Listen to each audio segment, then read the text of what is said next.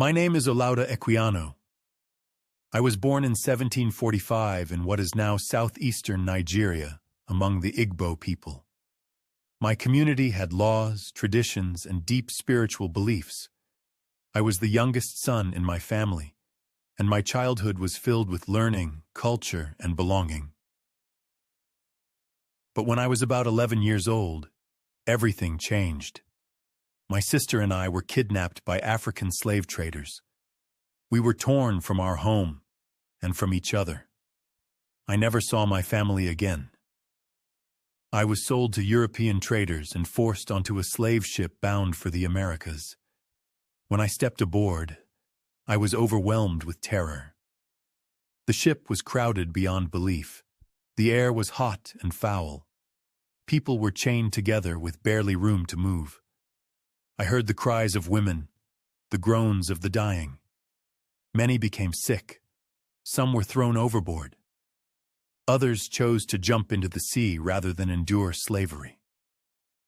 I survived the Middle Passage, but the trauma never left me. In Virginia, I was forced to labor under harsh conditions. Yet even in bondage, I searched for opportunity. I learned to read and write. Knowledge became my path to freedom.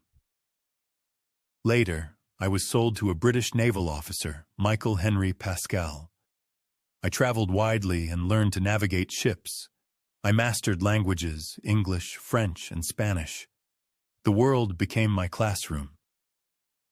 In 1766, after years of saving money, I purchased my freedom for £40. I was no longer enslaved. I settled in London and became a merchant and traveler. But I could not forget what I had endured. In 1789, I published my autobiography, The Interesting Narrative of the Life of Olaudah Equiano. My story revealed the horrors of the slave trade to thousands of readers. The book was widely read and deeply influential. I traveled, lectured, and spoke with powerful leaders, urging them to end the transatlantic slave trade. Though I did not live to see it, in 1807, Britain passed the Abolition of the Slave Trade Act.